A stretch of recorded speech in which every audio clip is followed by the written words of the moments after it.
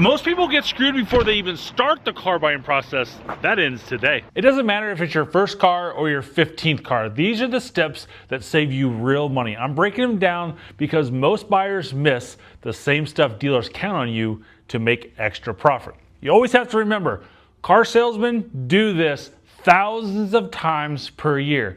They are better at it than you. There is nothing you can do to outsmart me. You can't say something to outsmart me. You can't do something to outsmart me. There's nothing. I've been doing this way too long. I've seen a lot. So first and foremost, let's talk about the buying process and the preparation. You have to check your credit score, but know the difference. Before you start shopping and you pull your credit, there's a big difference between Credit Karma or any free app out there, and they typically will show your Vantage score, not a FICO score. Not to mention, there's a lot of different FICOs out there. They have auto-enhanced FICO scores. It's kind of like getting graded on a curve. The FICO auto score is what banks actually use. So if your app is saying 740, the bank may see a 690. That's why your rate can change. And remember, banks don't loan money based off just the score alone. If I walk in here and I've got a 840 plus credit score and I have an 18-year-old kid walk in here with an 840 credit score, I can promise you the 18-year-old kid is probably not going to get a car loan because he's never had a car loan before.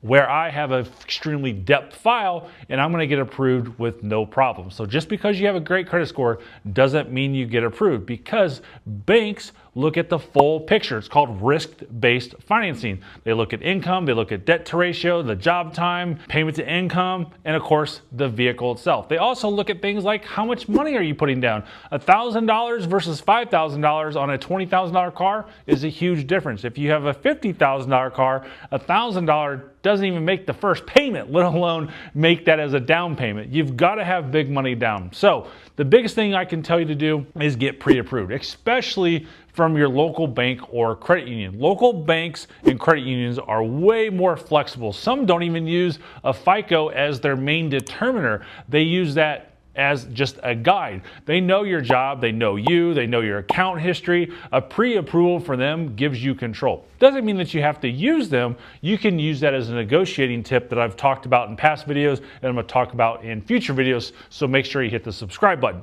It stops the dealership from playing rate games with you. You always want to compare the out-the-door price. The only number that matters is the out-the-door price. That's after taxes, title, fees, and everything else. Dealers love to distract you with monthly payments, rebates, or other discounts. It's all smoke and mirrors, and you got to focus on this one number. This is where people get screwed the most. What if this Christmas you were the reason a kid smiled? Every year, some kids wake up on Christmas morning to nothing under the tree. That's happened to me. But we all can change that. We're collecting toys for Tots, and it's as easy as hopping on Amazon and shipping a toy right here to Mike's Car Store to the address you see on the screen. You don't have to be a millionaire to make a difference, just someone who cares enough to click buy. So together, let's give these kids the Christmas they deserve. The second step is at the dealership. There's only 2 reasons why you go to the dealership. 1 is to test drive the vehicle you're thinking about buying, and 2 is to pick up the vehicle you already negotiated online or over the phone. That's it. There are no other reasons why you should be at the dealership. You don't need to sit there for hours while they run numbers or play games. The longer you're there, the more they profit. Speaking of add-ons and games, there are only 2 add-ons that I consider good. They're going to try to sell you a laundry list of them: paint protection, nitrogen, window etching, fabric guard, window tinting, all of that nonsense. The only 2 that I believe in is Gap and a good extended warranty. Gap saves you in the event of a total loss if you owe more than what it's worth, and a real extended warranty can save you big money on repairs, but only if it's a legit product, not some made up dealership version. I'm telling you right now, I see these cars, transmissions are a big issue in every single car. Toyota, Honda, Chevy, obviously we know Nissan is a big problem. We know the Rogue is a big problem. The CVTs are a big problem. Transmissions in every car is a big problem, and for every speed of transmission you have, bank on $1,000 replacement. So these 8 and 9 speed and 10 speed transmissions, $8, $9, and $10,000 replacement. A $3,500 to $4,000 warranty is looking mighty good if you have to get that repaired. The next part that you should focus on at the dealership is never buy desperate. If your car just broke down, your loan got denied, or you're just done shopping, that's when you make expensive mistakes. Dealers smell desperation instantly. Walk away if you feel rushed. There's always another car. I've heard more people say, oh, I was just in a hurry, or I was just tired of shopping. I've seen it happen 1,000 times. My son is in the process of buying a house right now, and they lost the house that they put an offer in. I told them that's fine. We still have time. He has 4 months before his apartment lease is up before he needs to move. He's got plenty of time, and we'll be proactive on it, but we're never going to sit there and make an expensive mistake because he's desperate or he's just feeling overwhelmed. We'll just slow down and move on. This is the best thing I could possibly tell you. The third thing I want to talk about is financing and the numbers. You have to learn how to calculate your own payment. There are so many people out there that just rely on what the dealership tells you. They are tricking you completely. Learn how to calculate your own payment. This is where dealers love to confuse you. They'll say, what payment do you want? And then stretch the term out to get there. Learn to calculate it yourself. You can do this literally online in 30 seconds. I can get my phone out right now, Google Mike's Car Store payment calculator, and you can do this. You can put your own rate in, you can put your term in, the loan amount is done. It'll expose any nonsense that the dealers are trying to do for you on that worksheet that shows you a $10 range of payments. A big thing to remember on those payments is rebates are not discounts. Rebates are coupons, not dealer generosity. They come from the manufacturers. Dealers love to pretend they're giving you a discount, but the rebate applies to everyone, so don't give them credit for something they don't do. The biggest thing on payment is stick to the 24-10 rule.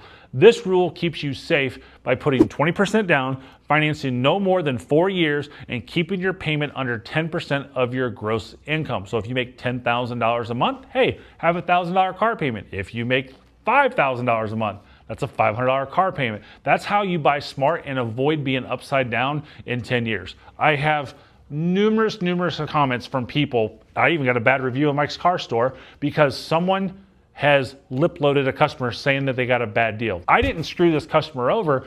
They didn't listen to my advice, so they went to another dealership to trade in, and that salesman says, well, you really got screwed on your last car loan. No, you didn't do what you were taught to do or what you should have done, and unfortunately we're not taught this stuff, so this is it. Section 4, this is so important, and it's not something that is talked about too much unless you are a Japanese import owner. One thing I've learned over the years, Chevy does not make bad products. Everyone wants to call them GM junk, but Chevy does not make bad products. One thing I have noticed over the last 4 years of owning my own dealership and selling a lot of Japanese used cars now is their Carfax look drastically different. This is something for 22 years working for Chevy that I did not see or understand, and it's something brand new that I learned, and I love it. After the purchase, you have to follow real maintenance, not marketing. OEMs keep extending service intervals to make their cars look cheaper to own. You have to remember that. $10,000, oh, your maintenance is really low. Don't fall for it. Oil change every 5,000 miles when you're putting synthetic in, not synthetic blend and not conventional, fully synthetic. Transmission fluid, 30,000 miles on every transmission that's built right now. Every 30,000 miles, you need to be doing a fluid change, and you can only use OEM fluid. Skip that, and I'm telling you, you're gonna be buying a transmission, and like I said earlier, $1,000 for every speed. The car business runs on confusion, but now you've got the playbook, so watch this again before your next deal and stop buying cars the dealership's way.